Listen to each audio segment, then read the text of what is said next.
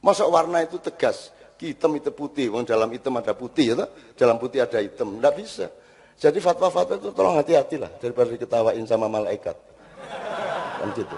Oke teman sekalian, siapa saya gilirannya. Sekarang eksplorasi Kiai Kanjeng, mohon teman Kiai Kanjeng kita akhiri dengan Kiai Kanjeng, nanti doa Pak Yai Muzamil sudah pasti. Ya, nyuwun sewu Kiai Kanjeng isi ana. Nyuwun sewu bismillah. Yuk kita akhiri dengan sampean. Eksplorasi mungkin sudah ada beberapa rencana. Ini Kornel ya, mungkin. Ya, Nel. Kowe isin duwe pertanyaan nang Kiai Kanjeng. Apa isin? Oh, Dadi. Oke, Dadi Ari. Karena bulan kemarin kan kita eksplorasi Kiai Kanjeng termasuk di KC dan di sini belum selesai malahan. Nah, teman-teman Leto akan menggali bapaknya, om-omnya. Kita ini saiki ngerokok aja.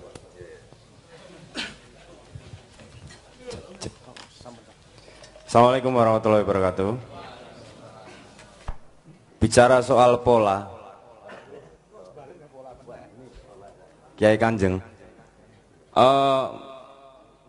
kita kan tahu ya, Kiai Kanjeng itu main di mana-mana, dari mulai pesantren, sekolahan, kantor-kantor, ke dusun-dusun, daerah ekstrim santet, di luar negeri, di mana-mana, di tempat-tempat penting, sampai di tengah hutan. Yang ingin saya tanyakan, peran musik Kiai Kanjeng ini ketika ma'iyah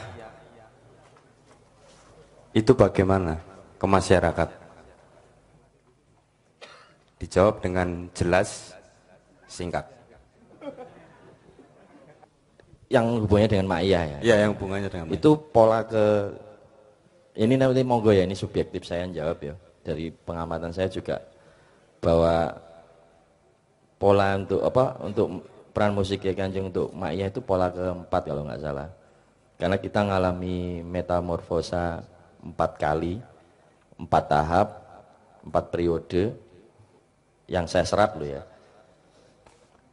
Itu musik, saya menyadur dari kata Mas Simon yang waktu di Duri Cinta, ketika era ma'iyah ini Kiai Kanjeng seni untuk ritual. Jadi Mas Simon dengan jarak pandangnya, dia orang luar, maksudnya bukan kita ya, bukan internal kita, menyatakan ketika era ma'iyah ini era musik seni untuk ritual. Itu lahir dari periode Kiai Kanjeng Sepuh. Jadi era tahun 2003. Jadi ada 4 tahap. Mungkin teman-teman Kiai Kanjeng nanti Mas Nevi, Mas Joko, Mas Cicit nambahin kalau ada mungkin ada yang selip-selip atau mungkin saya salah. Periode pertama itu ketika ada era Kadu Muhammad, ditandai dengan kelahiran album Kadu Muhammad. Itu era seni untuk seni. Jadi musik puisi. Kadu Muhammad tahun 96. Kemudian era kedua 95 atau 96, saya lupa itu.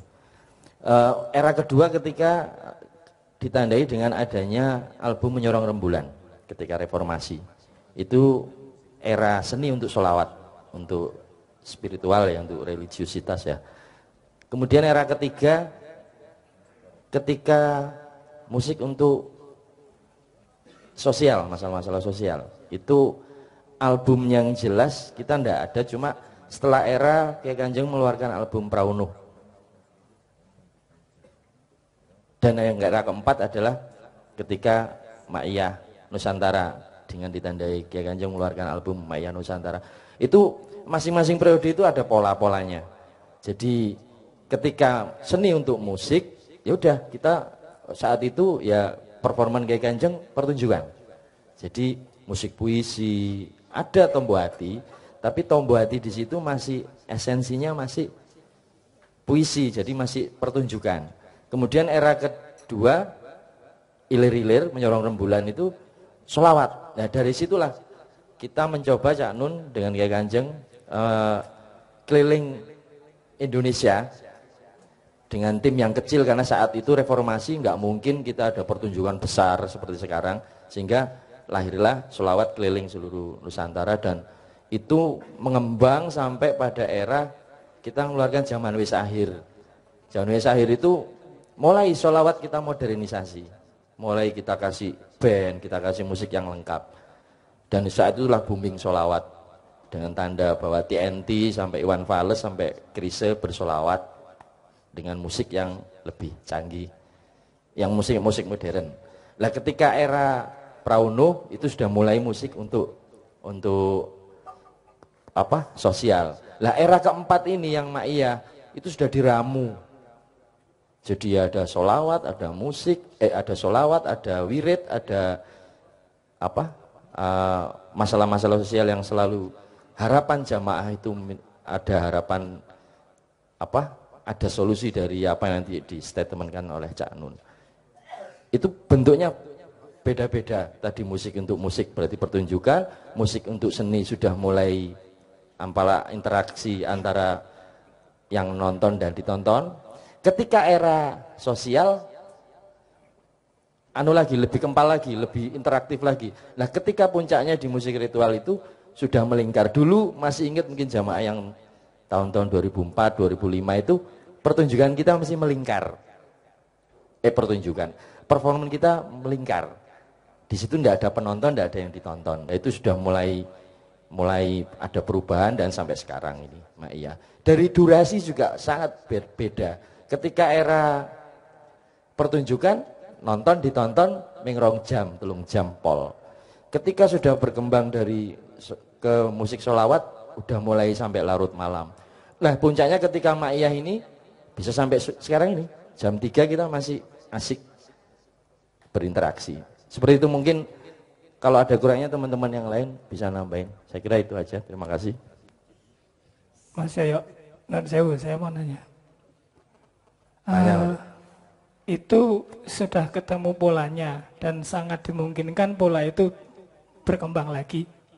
Pertanyaannya adalah, apakah Maia Nusantara itu puncak?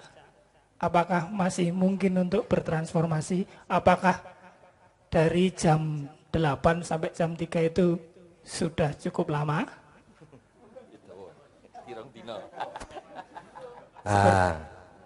Aku ngewangi. Janjane jawabannya itu seperti Mas Nevi. Sebetulnya itu bukan harus, tapi sebetulnya jawaban masing-masing teman ini pasti akan berbeda-beda. Karena begini, mohon diingat kata-kata dulu Cak Nun, ada ngepit karo pit-pitan. Sing siji memang ngepit. Gaweane ngepit, sing siji meng pit-pitan. Sok-sok numpak pit. Nah, kanca-kanca Kiai Kanjeng ini sebenarnya sekarang sedang melaku ing lelaku. Ning ora melaku-melaku. Dadi melaku ning lelaku iki rasa dibatasi, enggak akan dikotak-kotak seperti pertanyaan Ari. Adakah kemungkinan? Nek pertanyaannya adakah kemungkinan? Pasti ada kemungkinan. Jawabannya pasti ada kemungkinan. Wah ora ono, jawabannya ono. Jadi itu tidak bisa di apa? Nek menurut saya tidak bisa dibatasi, karena kami sekarang ini posisinya pokoknya melaku, yes melaku. Tujuannya ngendi ya? Seperti pertanyaan Ari, nek saka jam 8 terus jam 3 wis dianggap suwe. Lah ya saiki nek aku saka kasihan tekan kadipiro melaku, apa ya wis kuwi puncakku melaku. Zaman tahun 70 akhir aku melu latihan teater iki melaku saka taman siswa tekan Sendang Kasihan kene iki. Soko jam 09.00 mangkat tekan kene isuk kungkum tekan subuh. Mentas gebres-gebres. Latihan vokal, latihan pernapasan. Kuwi ning rumangsaku mbiyen ki wis adoh. Saka taman siswa tekan iya ning adoh tenan nek saiki kon ngakoni ya moh aku. Adoh tenan. Tapi apa ya kuwi puncakku. Ini karena kami melaku. Jadi orang melaku-melaku, nek melaku-melaku ki Wis saka kene tekan gerbang kono wae. Sing penting wong ngerti nek aku isih iso mlaku. Dadi meng mlaku. Ning kami sekarang ini sedang mlaku. Sehingga kemungkinannya apapun itu akan mungkin.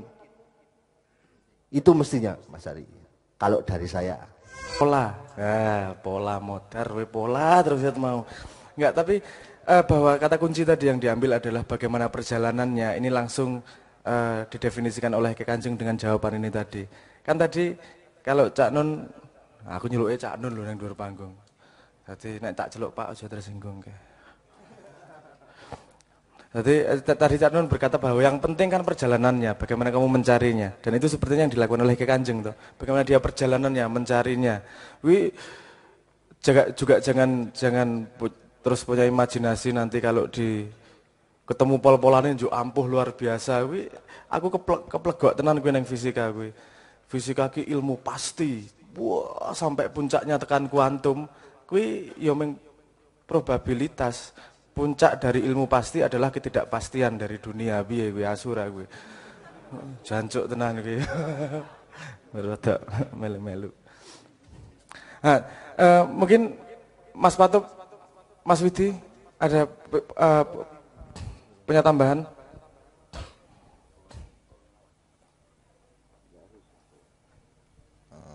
Aku tekan apa lagi? Mungkin aku pengen nanya iki apa tentang musik-musik etnik yang digarap Kyai Kanjeng.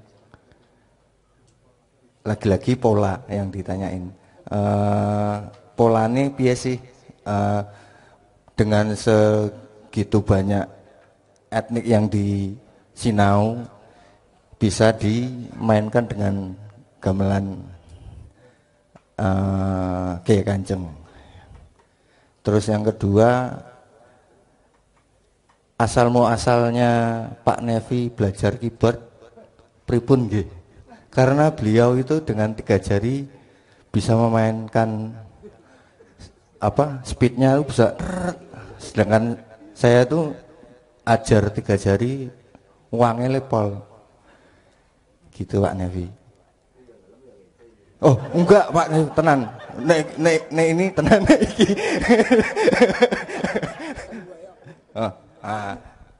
3 aja ampuh, apalagi 10 atau 4 jari. 4 jari. Oh 4 jari. Oh 4 jari. 3 sama 1 katanya Mas Yoyo. Gitu Pak Nevi. Sing telu driji tengen, sing siji iki driji ki wong ngene iki, mandek ngene iki.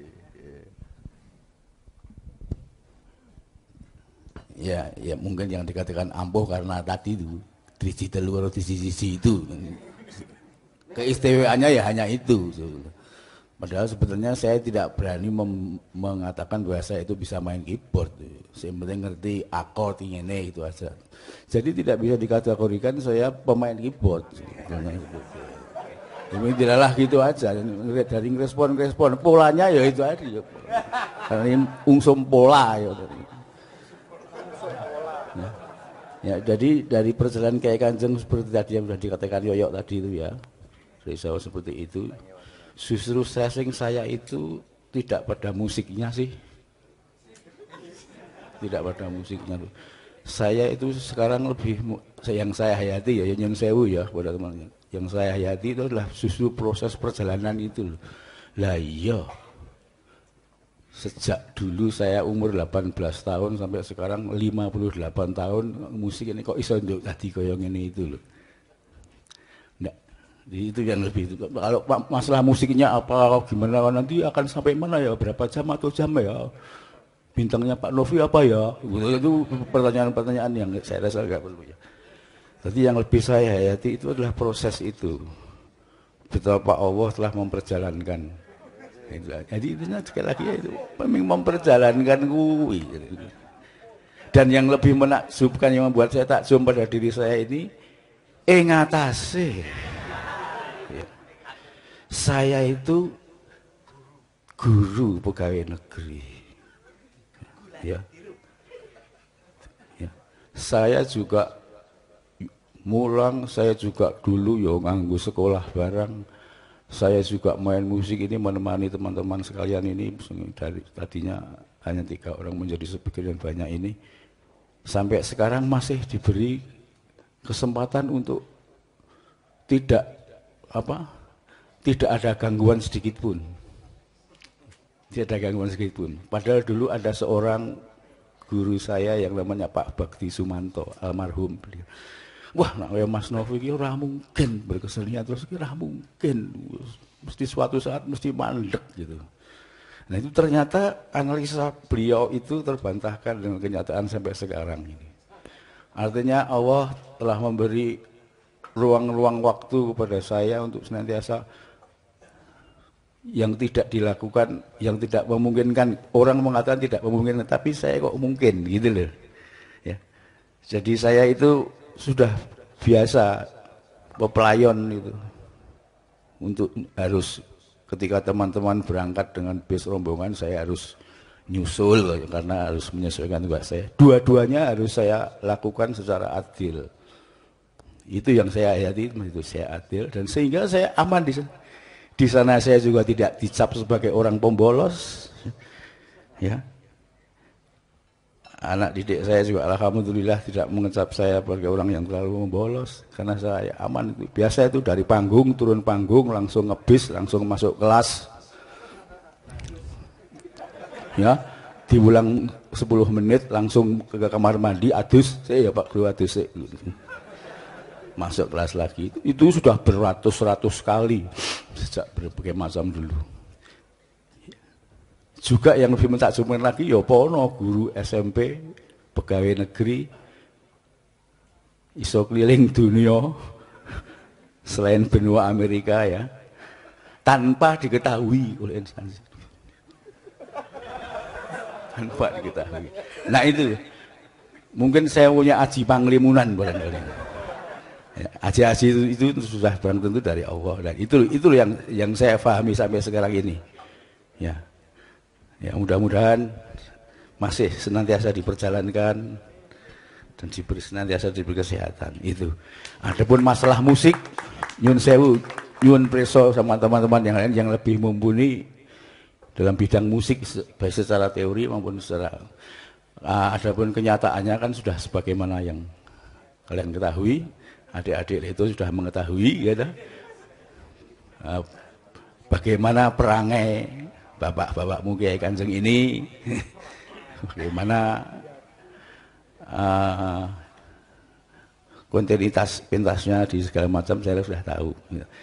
Dari kacamata musik formal, saya sendiri kan bukan pemusik, bukan pemusik dalam hal ini orang yang menekuni 100% dalam seni musik atau bukan seorang pemusik formal karena saya tidak pernah sekolah musik, gitu ya. Hanya orang yang diperjalankan melalui seni musik dalam memperjalankan Kiai Kanjeng ini. Demikian, terima kasih.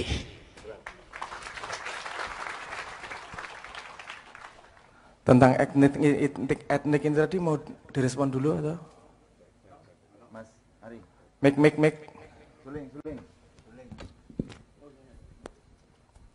Oh, ya. Assalamualaikum warahmatullahi wabarakatuh. Mungkin masalah tentang etis adalah interpretasi sebenarnya yang lebih ditekankan dalam konco-konco yang selama ini saya sendiri juga masih menganalisa. Jadi menganalisa dilalai interpretasi dari teman-teman Kiai Kanjeng itu bisa datang dengan sendirinya, mungkin ada berbagai macam-macam. Mungkin Cak Nun dengan membawa seperti video-video yang dulunya belum usum internet kuwi Cak Nun wis nduduhke iki lho rek musik ngene iki piye ya apa ki carane ngono kuwi. Nah, itu sebenarnya interpretasi. Nah, itu kita berpikir gimana bisa menemukan musik seperti itu. Bukan hasil akhirnya tetapi proses untuk menggarap bagaimana. Kemudian sebenarnya yang lebih simpel lagi adalah metode. Di sini teman-teman Kiai Kanjeng kita menemukan sebuah metode, barangkali metode baru dalam khasanah musik itu ketoke ya ora ono ning musik yang lain atau di dalam ilmu musik sebenarnya mungkin tidak ada metode baru. Makanya yang sebenarnya saya sendiri bisa menggarisbawahi bahwa Kiai Kanjeng sudah bisa Kiai Kanjeng menemukan metode musik dalam penggarapan musik. Jadi jawabannya adalah metode. Jadi kita mempunyai metode yang bermacam-macam, baik itu interpretasi, baik itu spiritualitas, baik itu religi, itu sebenarnya memunculkan sebuah metode untuk mungkin mengelaborasi, mengeksplorasi, menggarap musik, mengaransemen, menghasilkan nada-nada yang kadang-kadang aneh mungkin dari Arab, dari Timur. Sementara kita perjalanan keliling selama bermakyah sekian tahun itu muncul melodi atau muncul nada-nada yang baru. Suku Maluku, suku Ngendi, Sumatera dan sebagainya itu muncul nada baru sehingga memunculkan hasil bunyi yang selama ini muncul di Kiai Kanjeng. Mungkin itu dulu. Oke, kalau saya merespon, ini Mas Anies ini menarik, ini jadi contoh kasus yang tentang pola ini tadi. Ini kita lihat bagaimana kalau Kanjeng salah satu fungsi utamanya adalah bagaimana menyambung rasa dengan jamaah, dengan masyarakat. Maka yang parameter di situ yang diperlukan pertama adalah bagaimana bisa cepat connect dengan para pendengarnya. Nah, ini Kiai Kanjeng melakukan sebuah pola yang tidak dia sadari bahwa itu pola. Maksudnya begini, kenapa menyapa orang Cina dengan musik Cina? Kenapa menyapa orang Maluku dengan musik Maluku? Ini berangkatnya orang nggo teori, berangkatnya dengan rasanya dengan cara mereka nyambungnya gitu. Padahal kalau dalam musik industri ada rumusnya itu. Bagaimana kalau kamu mau bikin lagu yang populer, itu kan kamu harus cepat nyambung, gampang didengarkan oleh orang. Itu rumusnya 90, ada yang ngomongnya sederhana gini lah, kalau kamu mau bikin musik yang populer, bikinlah 90% familiarity, 10% originality. Jadi yang 90% ini familiar wae, yang biasa saja, yang orang lain sudah dengar, sudah menemukan pola di kepalanya.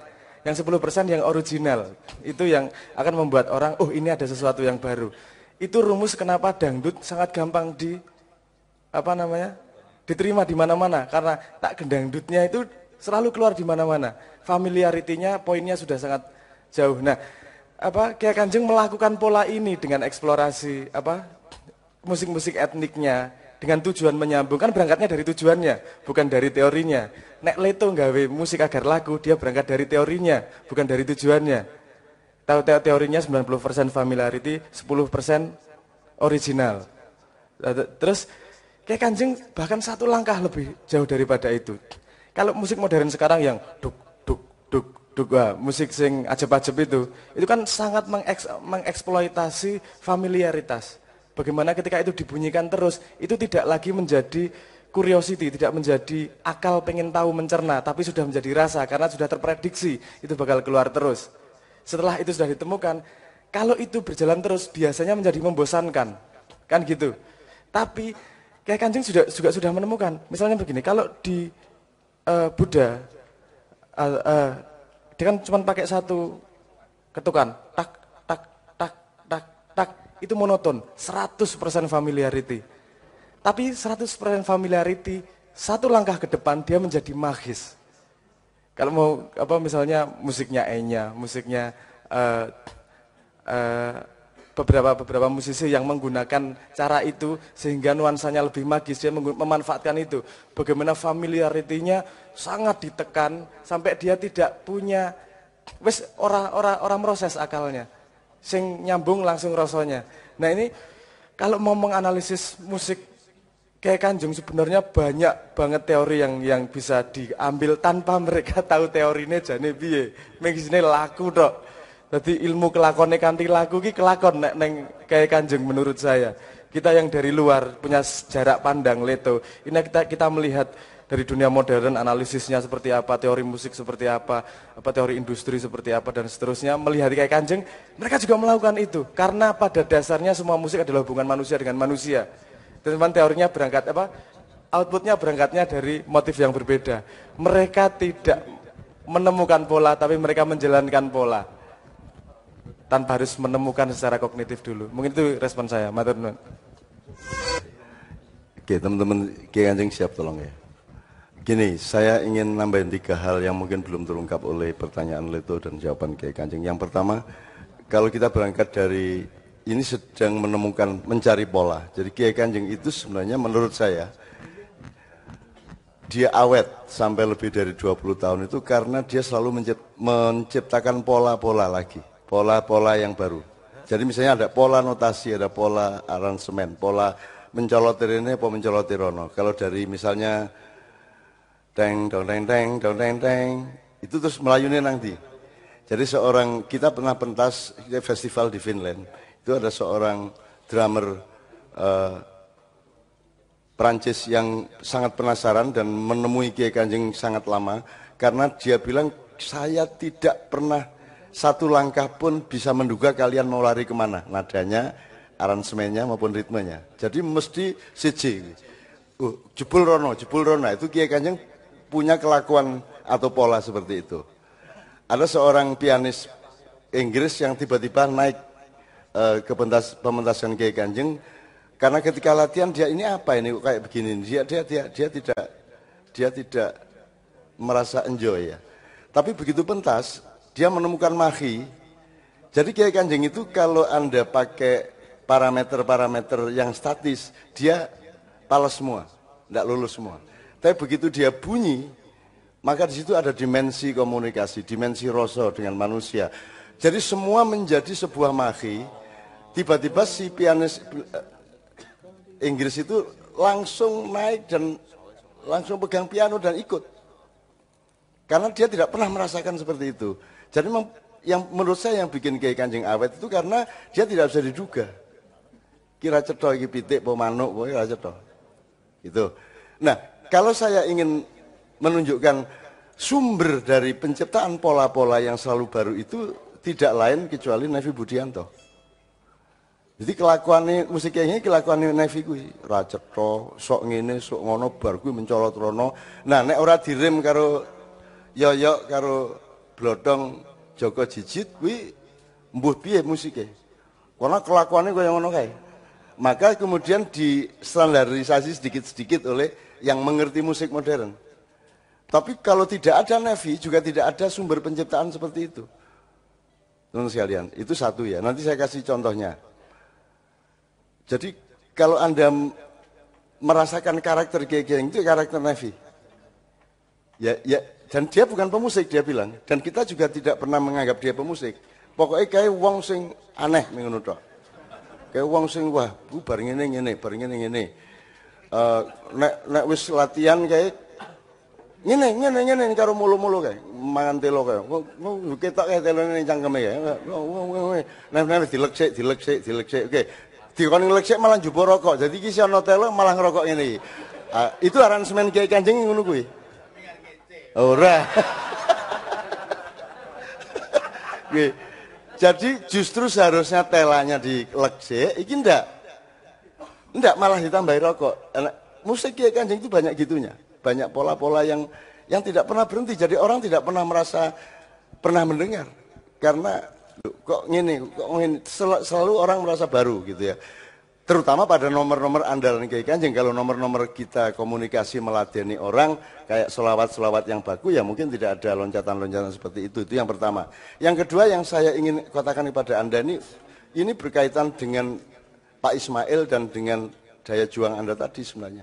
Saya itu kalau sama Nevi, Yoyo, Blodong, saya tidak merasa terlalu bersalah. Kalau mereka pegawai, mereka punya gaji tetap. Ning nek karo Pak Joko Kamto, karo Saryanto, Jijit Joko, iki ra cetha ya penggaweane. Lah saya kan harus bertanggung jawab sama mereka, sedangkan saya menempuh pola. Kita menolak industri. Ya, artinya kita tidak ikut pola-pola cara berpikir atau cara berlaku, cara memasarkan sekali kita nggak ikut industri. Dan makin lama makin tidak ikut. Pernah saya ikut, tapi ternyata kita ya nggak dapat apa-apa dari situ. Jadi mending kita merdeka dan berdaulat. Terus kita nggak ikut negara. Ini seharusnya Kiai Kanjeng ke Spanyol sama ke Aljazair, tapi karena yang akan nyumbang biayanya itu 2 kementerian, kita jadi nggak mau. Kalau mau keluar negeri yang biayanya harus Allah kan gitu. perkara liwat tangane sapa, angger dudu negara kita mau berangkat. Kalau negara mesake. Wong negara lagi kaya ngene iki masuk duwite dienggo tuku tiket Kiai Kanjeng. Nah, ini sudah hampir 22 tahun Kiai Kanjeng. Ini kita ini menempuh apa? Nek wong industri kan gawe barang didol kan cetha.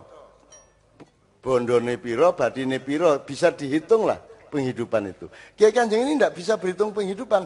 Hidupnya 100% dari kehendak Allah. Kalau Allah kasih ilham ke siapa, terus ngundang Kiai Kanjeng, baru kita hidup. Dan rumusnya sama sekali bukan rumus industri. Loh, kenapa kita menolak industri? Saya memang ingin membuktikan kebenaran Allah, bukan kebenaran diri saya. Saya ingin membuktikan bahwa untuk hidup tidak harus ngemis-ngemis seperti itu. Untuk hidup tidak harus ngerampek-ngerampek kayak ngono kuwi, gawe-gawe melawar-nawarkan diri, gawe iklan, gawe apa segala promosi, kita nggak pakai. Bahkan Ma'iyahan ini bisa awet karena justru tidak ada pemberitahuan, tidak ada undangan, tidak ada orang harus pokoknya nek teko-teko ora masalah. Upama ora ono ya ora apa-apa, kan enak tuh itu. Nah, Kiai Kanjeng juga gitu, nggak pentas ya enggak apa-apa. Kalau ada undangan ke luar negeri, pertanyaannya siapa yang siap tidak ikut? Angkat tangan kabeh. Ah, beres. Gue nek sido bonus, nek ora sido wis siap kabeh. Kan begitu. Bukan siapa yang sanggup ke Spanyol, ora ono. Pertanyaan ini diwalik. Siapa yang siap tidak berangkat? Angkat tangan kabeh. Berarti wis ora ono beban toh. Ah, nanti kalau ternyata berangkat, Allah kasih hadiah, berarti kita dapat pahala, dapat bonus kan gitu. Nah, siapa yang berani menempuh kehidupan kayak Kiai Kanjeng, bermain musik terus kesana kemari, malam hari ini ke berapa? 3.600 berapa? 3.000. Siapa sing kelingan iki? Mas Ale. Di sini seharusnya harus ada ditulis ke berapa malam? 3.600.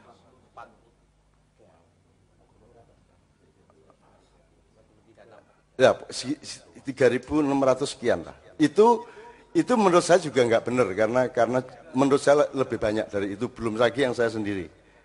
Jadi itu siapa yang menentukan? Siapa yang kita nggak punya sponsor. Bahkan sponsor itu gojek-gajek nih arep ngubungi Kiai Kanjeng. Hampir tidak pernah.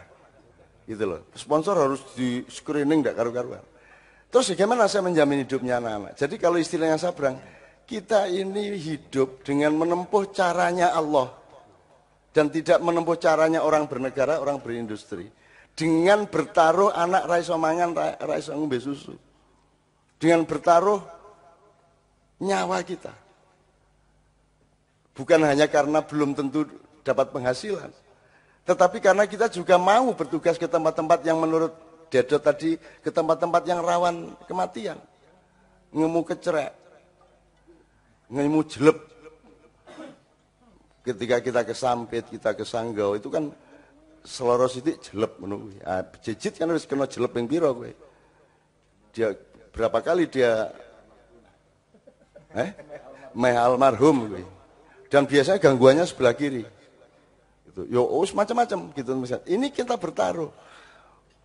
Dan kita ingin membuktikan bahwa Allah itu menjamin, Allah bertanggung jawab, itu kita buktikan Allahnya, bukan sayanya, bukan Kiai Kanjengnya. Kita bukan sedang membuktikan kita benar. Yang kita buktikan adalah bahwa Allah berjanji begini, dia akan lakukan. Itu yang disebut diperjalankan oleh Manevi. Kalau kita diperjalankan Allah, Allah tanggung jawab sama kita. Dan ternyata, nganti 20 tahun luwe, Allah bertanggung jawab loh. Orang leren-leren loh Kiai Kanjeng. Orang leren-leren. Iki engko sing tak wedeni engko nek berkah dan tanggung jawab Allah ini melimpah-limpah terus ki sing ora kuat kene dhewe. Engko nek Pak Is mulai nyulingin redeg mergo sampun sepuh gitu. Anjir. Harus bae.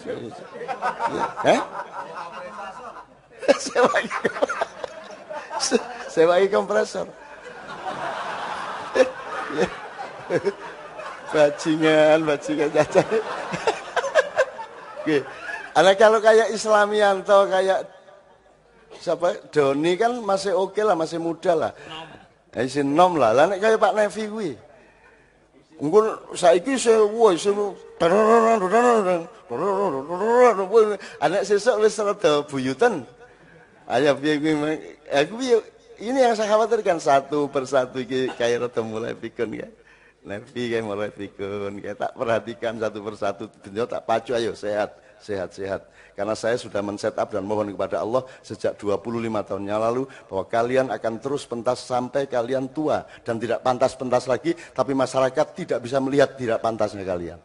Karena kalau Anda kekasih Allah, Allah menutupi aib-aibmu. Oh no. Dan kita bertaruh, habis bertaruhnya kepada nyawa anak kita, nyawa nafkah kita loh. Siapa berani hidup seperti itu? Gitu loh. Kini bertaruh tenanan, gitu loh. Sampai Sabrang saya mulai ngerasake bertaruh itu. Sekarang orang mengatakan Leto sudah mati, jari sopo. Anak Kiai Kanjeng iya, nasibnya meh padha karo Kiai Kanjeng. Sekarang dia keliling, sudah tidak keluar koran dia keliling. Ini baru datang 2 hari yang lalu, mereka hampir 2 minggu ya kalian keliling. Karena punya formula-formula, punya pola-pola yang lebih komprehensif, bukan hanya tanggapan musik, njur nyanyi. Maka Leto tidak pantas dong di televisi njur. Ora mungkin Sabrang kon ngene-ngene ya. Langsung tak rata akone anak kowe.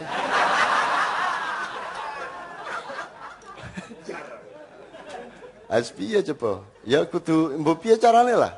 Kita kan salah satu penjajahan global ini kan adalah salah satu pasalnya adalah jangan biarkan mereka berkembang dewasa. Yang ditakuti dunia ada 2, 1 umat Islam, Islam bukan umatnya, Islamnya karena mereka tidak akan bisa mengelakkan kebenarannya di masa depan. Nomor 2 manusia Indonesia itu ditakuti dunia. Maka mereka dengan sekarang diperbudak, dijadikan remaja terus. Tidak ada MC yang dewasa. Semua MC, mbuh ning TV, mbuh ning acara kuwi memperlakukan orang di depannya sebagai anak kecil. Saudara, mana tepuk tangannya dong? Ngono kae. Asu rumangsamu. Yang ngono kae. Semua dolanan, semua anak-anak, emotikonmu di WhatsApp, di Line, di Instagram, di BBM, semua itu gambarnya gambar cah cilik. Cah dolanan, golekan kabeh. Anda dibikin jadi anak-anak dan tidak pernah boleh dewasa. Islam juga jangan berpikir Islam akan pernah dewasa. Kalau kalian tidak punya kemampuan mengambil jarak dari mainstream yang sekarang sedang berlangsung. Kan begitu. Jadi kalau MUI seperti itu sangat wajar, sangat normal. Karena mereka tidak pernah dirang atau bahkan ditutupi untuk mampu bersikap jujur seperti Jawa Tejo. Jadi menurut saya, Jawa Tejo itu harus jadi anggota MUI pusat. Karena dia punya keberanian dan kejujuran untuk itu. Temenan iki, Jo. Kenapa dalam bola itu aku suka MU kan? MU ya. MU. MU apa? Karena nggak ada I-nya. Oh ngono. Ya. Ya wis gak apa-apa. Aja di YouTube no ya. Oke, jadi ini soal bertaruh ini coba Anda 1-2 orang aja lah, enggak apa-apa. Coba Anda bayangkan kapan, di mana ada ulama yang berani bertaruh hidup hanya dengan kepercayaan kepada Allah titik. Meskipun untuk itu aku dibenci oleh semua manusia, untuk itu aku tidak dipasang dimanapun, untuk itu aku disingkirkan oleh siapa, tapi aku hidup untuk membuktikan bahwa Allah itu begini. Nah, oke Kanjeng membuktikan itu. Dan mereka tidak pernah bangga apa-apa, karena yang dibuktikan bukan Kiai Kanjeng, yang dibuktikan adalah kehendak Allah dan tanggung jawab Allah. Pokoknya Allah itu kalau nyuruh dia kasih fasilitas. Itu kan rumusnya. Kalau Allah memberi amanat atau memperjalankan dia pasti kasih fasilitas. Enggak mungkin suruh ngantarkan barang pakai truk enggak dikasih bensin, enggak dikasih uang makan, enggak dikasih uang penginapan dan seterusnya. Allah kasih. Dan Kiai Kanjeng mencoba membuktikan itu. Meskipun nek ngendelong wis mulai cangkeme ra karu-karuan. Nek wis mulai Tuhan tak ndik sik ben mudar gitu, ben mudar iki ayo mudar kowe ayo sambat kowe. Tapi aku takon ya, di antara pemusik-pemusik iki sik wedokan kabeh enggak? Gak ono. Kiai Kanjeng bersih secara moral insyaallah ya. Serius. Gak koyo dapurmu aku. Enggak. Kiai Kanjeng. Soale nek ndelok rupane kok anu sih. Gak. Ono. Gak mungkin enggak wedokan ndelok anu ngono. Enggak. Enggak ini berarti kalau Gusti Allah itu duwe karep dan harus mendeliver karep itu pasti ditanggung. Yo paling meskipun wedokan, ngono lho. Enggak, aku tenan soalnya aku nyawang arek-arek. Ora. No way. Serius? Kowe ilmu katuranganmu urung dhuwur kowe. Paling ini lho, Jo. Paling kowe nek mampir di warung ngono kuwi terus ana siji sing ora iso ngobrol. jebul ning ngarep iki kaca to ana jajan-jajan di balik itu ana terus ngene iki. Terus kene ne nyentok kletak-kletik kae. Kan ketok sing dodol kuwi. Terus ana meneng kae. Terus aku takon, "Nevi kok ora krungu suarane?" Jebul ngene iki. Kletak-kletik. Ya meng ngono kuwi lah kuwi ya ora apa lah meng ngono kuwi lah ya meng paling pol ngono kuwi. Engko nek ana sapa liwat ya kletak-kletik. Ya wis ngono kuwi paling. Ya wis meng ngono kuwi aja mosok ngono dosa ya gak lah. Oh, wis meng ngono tok lah ya mek alah wis ngono iku tok lah. Oke, hikmah terakhir, kearifan-kearifan, pola-pola baru kemudian langsung dipimpin doa oleh beliau. Baik, terima kasih. Jadi pertama kita tadi belajar kepada Kiai Ismail ya dari Malaysia yang asli Flores itu. Kita bisa punya kesimpulan bahwa Islam itu ada dalam pengamalan dan ada dalam keyakinan. Jadi beliau ilmu itu di bawahnya iman, gitu ya. Jadi iman dan keyakinan itu di atas ilmu. Oleh karena itu, kalau kita yakin, kita beriman, insya Allah sesuatu yang secara teori, secara keilmuan tidak mungkin itu bisa dilakukan. Seperti apa yang dilakukan oleh beliau Bapak Ismail itu. Gitu ya. Selanjutnya, mungkin itu yang paling penting ya, mari kita ada keberanian, ada keyakinan, itu insya Allah kita bisa melakukan perubahan-perubahan. Selanjutnya juga dari Ki Kanjeng yang bisa kita ambil pelajaran yaitu adalah keyakinan itu, keyakinan yang kuat kepada Allah Subhanahu wa taala. Nah, yang hari ini kita tidak berdaulat, kita tidak punya percaya diri karena semakin